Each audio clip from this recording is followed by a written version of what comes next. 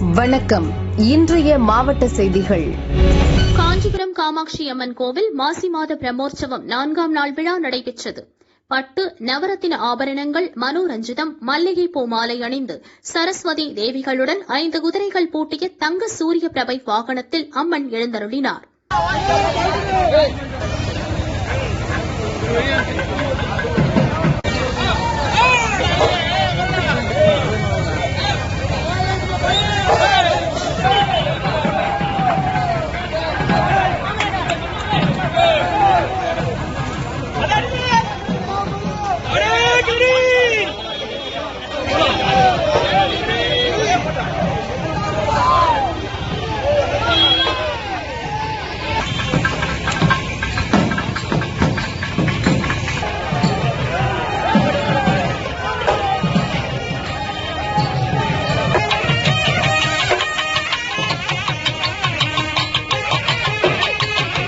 பின்னர் 4 ராஜ வீதிகளில் காமாட்சி அம்மன் வலம் வந்தார்.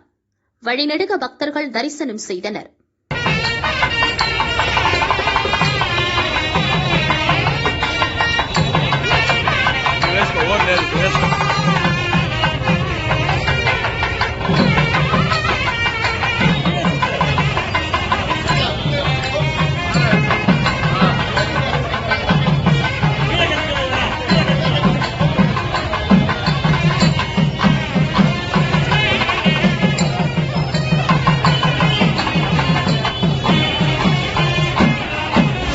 புதுக்கோட்டை மாவட்டம் தொடையூரில் சக்தி விநாயகர் கோவில் திருவிழாவையொட்டி ஜல்லிக்கட்டு துவங்கியது.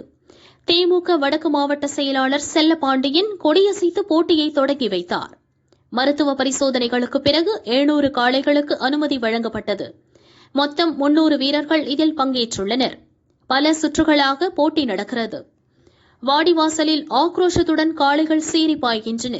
அவற்றின் திமில் தழுவ காளையர்களும் அசராமல் மல்லு கட்டுகின்றனர். வெற்றி பெறும் காளை உரிமையாளர்களுக்கும் காளையர்களுக்கும் சேர், சில்வர் பாத்திரங்கள், ஃபேன், மிக்சி, குக்கர், கிரைண்டர், வெள்ளி காசு, ரொக்க பணம் உள்ளிட்டவை பரிசாக வழங்கப்படுகிறது. ஏராளமான பார்வையாளர்கள் தொடையூர் ஜல்லிக்கட்டு களத்தில் குவிந்துள்ளனர். எஸ்பி வந்திதா பாண்டே தலைமையில் போலீசார் பாதுகாப்பு பணியில் ஈடுபட்டுள்ளனர்.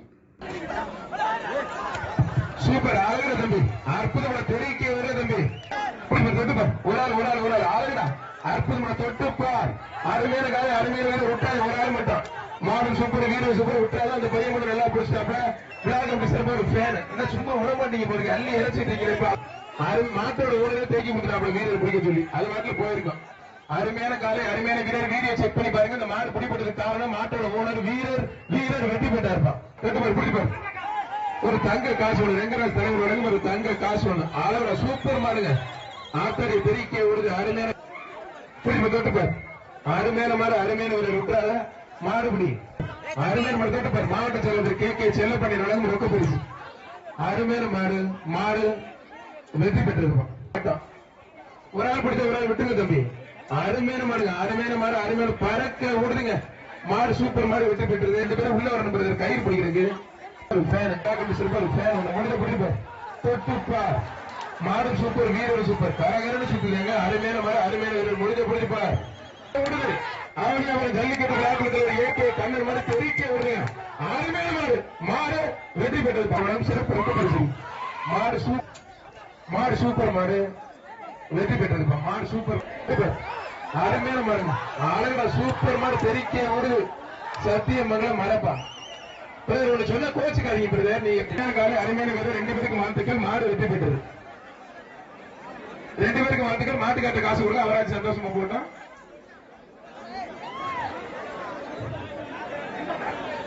மாடுங்க முடிஞ்ச தொட்டுப்பார்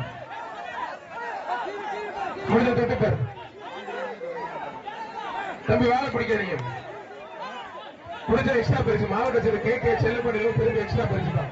விழாக்கள் சிறப்பு ஒரு ஃபேன் மாட்டோட ஊழல் கொஞ்சம் ஒதுக்கிங்க. நல்ல மாடு இருங்க ஒரு சரி புரிய நிக்கிறப்ப எல்லாம்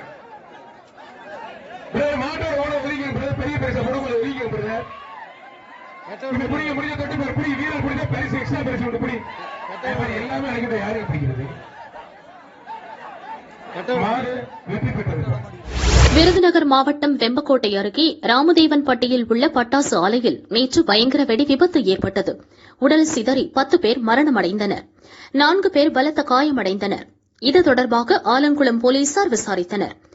அஜாக்கிரதையாக செயல்பட்டு மனித உயிருக்கு சேதம் ஏற்படுத்தியது, வெடிபொருட்களை முறையாக கையாளாதது உள்ளிட்ட 5 பிரிவுகளின் கீழ் ஆலை உரிமையாளர் விக்னேஷ், மேலாளர் ஜெயபால், போர்மேன் சுரேஷ்குமார் மீது வழக்கு பதிவு செய்தனர். இப்போது போர்மேன் சுரேஷ்குமாரை கைது செய்துள்ளனர். மற்ற 2 பேரையும் போலீசார் தேடி வருகின்றனர். திருவாரூர் மாவட்டம் பவித்ரமாணிக்கத்தில் ஊராட்சி ஒன்றிய நடுநிலைப் பள்ளி உள்ளது. இங்கு 300க்கும் மேற்பட்ட மாணவர்கள் படிக்கின்றனர். பள்ளியின் தலைமை ஆசிரியர் மாவட்ட எஸ்பி ஜெயக்குமாரிடம் பள்ளி நூலகம் அமைக்க உதவி கேட்டார். அவரது உதவியுடன் நூலகத்தின் திறப்பு விழா இன்று நடந்தது. இதில் பேசிய எஸ்பி ஜெயக்குமார், இந்த நூலகம் அமைக்க சதுரங்க வேட்டைப்படை இயக்குநர் வினோத் 1 லட்சம் ரூபாய் கொடுத்து உதவினார். மக்களிடம் சம்பாதித்த பணத்தை மக்களுக்கு செலவு செய்கிறேன் என்று இயக்குநர் தெரிவித்ததாக ஜெயக்குமார் தெரிவித்தார். இந்நிகழ்ச்சியில் 4ஆம் வகுப்பு படிக்கும் மாணவி வானதி அறிஞர்கள் பலரின் கருத்தை மேற்கோள் காட்டி பேசி அசத்தினார். டைரக்டர் வினோதத்தின் கையில்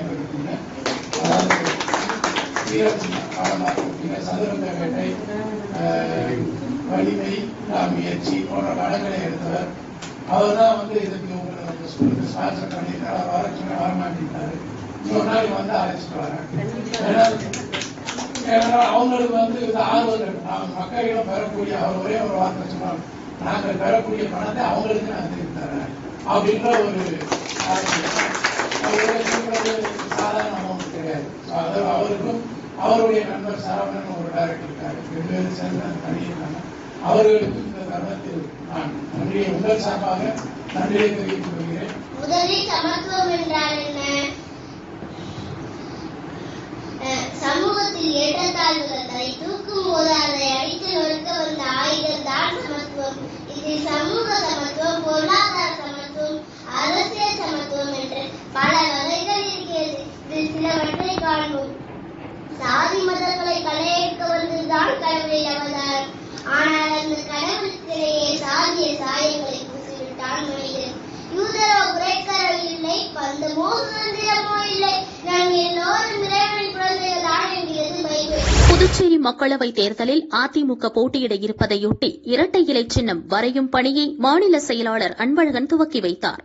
பின்னர் அவர் செய்தியாளர்களை சந்தித்தார். புதுச்சேரி உள்ளிட்ட 40 நாடாளுமன்ற தொகுதிகளிலும் கழகம் வெற்றி பெறக்கூடிய இந்த சூழ்நிலையில் புதுச்சேரி நாடாளுமன்ற தொகுதிகளில் அனைத்திந்திய அண்ணா திராவிட முன்னேற்ற கழகத்தினுடைய வெற்றி சின்னமான இரட்டை இலை சின்னத்தை மக்களுக்கு தெரியப்படுத்துகின்ற விதத்தில் இன்றைய தினம் தலைமை கழகத்தின் சார்பில்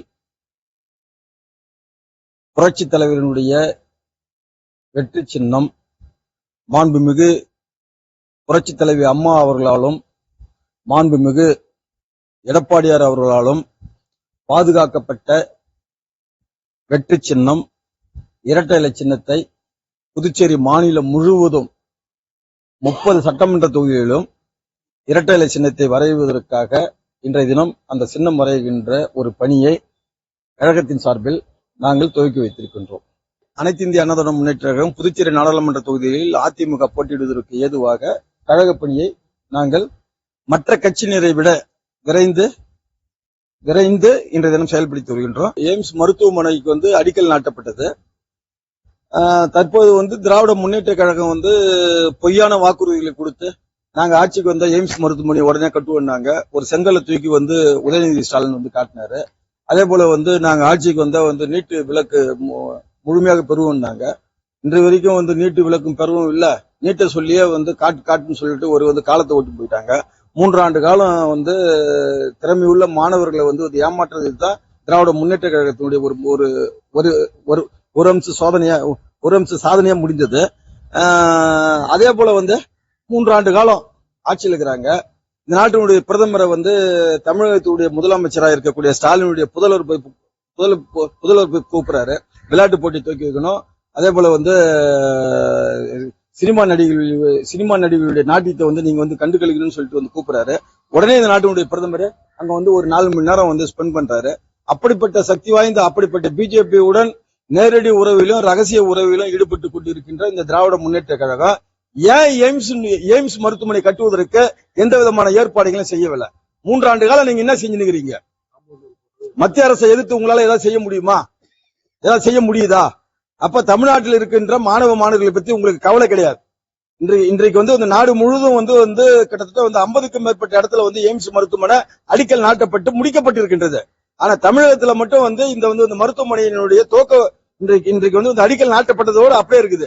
ஏன் உங்களால அதை செய்ய முடியல?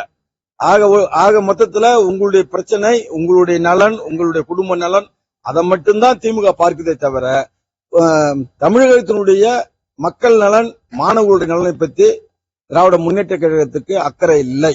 அக்கறை இருந்ததுன்னா பிரதமர் வந்தார் இல்லையா கடந்த மாதம், அப்போதே அவருடைய அந்த கோரிக்கை வைத்திருக்கலாமே. அப்பயே அவர் மதுரை கூட்டு போய் காட்டியிருக்கலாமே. சார் கொஞ்சம் நீங்க இந்த எய்ம்ஸ் கட்டி விடணும்னு சொல்லியிருக்கலாமே. பிரதமர் மறுத்து இருக்க மாட்டாரு. ஆக திராவிட முன்னேற்ற கழகத்தை சார்ந்தவர்கள் தமிழகம் முழுவதும் மருத்துவக் கல்லூரி நடத்தி கொண்டிருக்கின்றனர். தனியார் மருத்துவக் கல்லூரி எய்ம்ஸ் கட்டப்பட்டு விட்டால் அவர்களுடைய மருத்துவமனைகளுக்கு பாதிப்பு ஏற்படும் என்கின்ற ஒரே ஒரு காரணத்துக்காக மத்திய அரசிடம் இன்று வரை வலியுறுத்தாமல் எய்ம்ஸ் கட்டுமான பணியை தள்ளி போட்டு வருகின்றது திராவிட முன்னேற்ற கழகம். அந்த விதத்தில் திராவிட முன்னேற்ற கழகம் ஒட்டுமொத்த தமிழகத்துக்கும் இன்றைக்கு துரோகத்தை இழைத்து வருகின்றது. இதையெல்லாம் மூடி மறைக்கின்ற விதத்தில் தமிழகத்தைச் சேர்ந்த சுகாதாரத்துறை அமைச்சர் எங்களுடைய கழகத்துடைய பொதுச் செயலாளர் மீது பழிய சுமத்தி போகிறாரு. திராவிட முன்னேற்ற கழகத்தை பொறுத்தமட்டில் அது அந்த கட்சியினுடைய தலைவராக இருக்கக்கூடிய ஸ்டாலினா இருந்தா கூட சேர்த்தா அனைத்து இந்திய அண்ணா திராவிட முன்னேற்ற கழகத்தை பற்றியோ எங்களுடைய ஆற்றல் மிக்க எதிர்க்கட்சி தலைவராக இருக்கக்கூடிய மாண்புமிகு எடப்பாடியார் அவர்களை பற்றியோ குறைத்து பேசுவதற்கோ அவரை பற்றி விமர்சனம் செய்வதற்கோ எந்த விதமான தகுதியும் எந்த விதமான உரிமையும் இல்லாத கட்சி ஒரு திராவிட முன்னேற்ற கழகம். பெரம்பலூர் புதிய பஸ் ஸ்டாண்ட் அருகே உள்ள பிரபல பிரியாணி கடையில் கேஷியராக இருப்பவர் பிச்சைமணி. இவர் தனது பல்சர் பைக்கை கடைக்கு வெளியே நிறுத்தியிருந்தார். கடையை அடைத்த பிறகு மேலே உள்ள அறையில் தூங்கினார். வெடிந்த பிறகு கீழே வந்து பார்த்தார். அவரது பைக் திருடு போயிருந்தது. உடனே போலீசில் புகார் செய்தார். கடையில் பொருத்தியிருந்த சிசிடிவி கேமராவை பார்த்தபோது 2 பேர் லாக்கை உடைத்து பைக்கை திருடும் காட்சி பதிவாகியிருந்தது.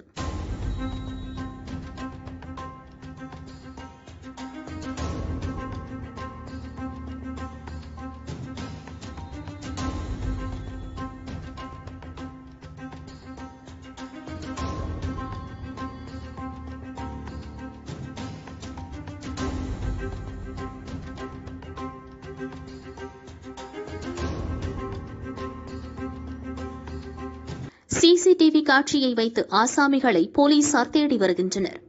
தேனி மாவட்டம் பெரியகுளம் அருகே உள்ள கும்பகரை அருவி நீர்பிடிப்பு பகுதிகளில் சில வாரங்களாக மழை இல்லை. இதனால் அருவிக்கு நீர்வரத்து வெகுவாக குறைந்துள்ளது. மிதமாக தண்ணீர் விழுந்தாலும் சுற்றுலா பயணிகள் உற்சாகமாக குளித்து வருகின்றனர். இப்போதே தண்ணீர் குறைந்து விட்டதால் கோடையில் கும்பகரையை கொண்டாட முடியாமல் போய்விடுமே என்று பயணிகள் கவலையடைந்துள்ளனர். இப்ப கோடை காலம் ஆரம்பிக்கிறதுக்கு இன்னும் 2 மாசம் இருக்கு. தற்போது இந்த காலத்துல தண்ணி கொஞ்சம் நல்லா இருக்கும். ஆனா இப்ப இந்த சூழ்நிலை பார்த்தா தண்ணி வறட்சியா இருக்கனால தண்ணி கொஞ்சம் கொஞ்சமா கம்மியாயிட்டே போயிட்டே இருக்கு. இந்த பிப்ரவரி மாசத்துல தண்ணி இவ்வளவு கம்மியா போயிட்டு இருக்கு. கோடை காலம் ஏற்பட்டுச்சுன்னா இன்னும் தண்ணி நம்ம குறைய ஏற்பட்டு சுற்றுலா பயணிகளுக்கு நம்ம ஏமாற்றம் தான் கிடைக்கும். தேனி பங்களாமேட்டில் தமிழ்நாடு நியாய விலைக்கடை பணியாளர்கள் சங்கம் சார்பில் ஆர்ப்பாட்டம் நடந்தது. பழைய ஓய்வூதிய திட்டம், அனைவருக்கும் நிரந்தர கால முறை ஊதியம், ரேஷன் கடைக்கென்று தனித்துறையை உருவாக்க வேண்டும் என்பது உள்ளிட்ட 10 அம்ச கோரிக்கைகளை வலியுறுத்தி கோஷம் எழுப்பினர். திடீரென தேனி மதுரை ரோட்டில் மறியலில் ஈடுபட்டனர். அவர்களை தடுத்த போலீசார் 50 பேரை கைது செய்தனர்.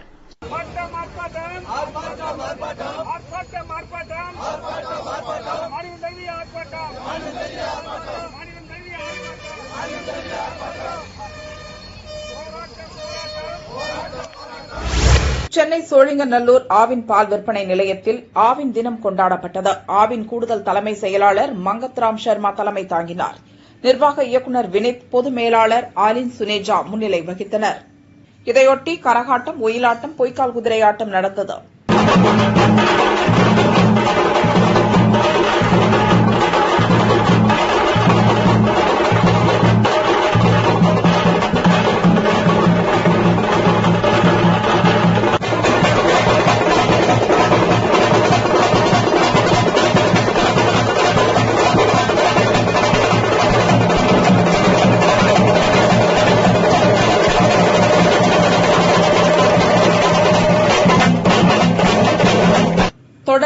பள்ளி கல்லூரி மாணவர்களுக்கு ஐஸ்கிரீம் சாப்பிடும் போட்டி நடந்தது. கல்லூரி மாணவி பிரியா வேகமாக ஐஸ்கிரீம் சாப்பிட்டு முதல் பரிசை தட்டிச் சென்றார்.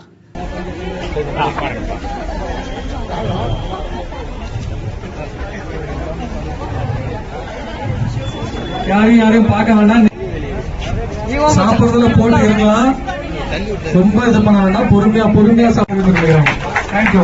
ஏன்னா நீங்க தான் எங்களுடைய ப்ராடக்ட்ஸை பற்றி நிறைய அவேர்னஸ் கிரியேட் பண்ணுவீங்க. வெயில் காலங்களில் புதுவிதமான உணவுப் பொருட்களை அறிமுகம் செய்ய இருப்பதாக மங்கத்ராம் சர்மா கூறினார்.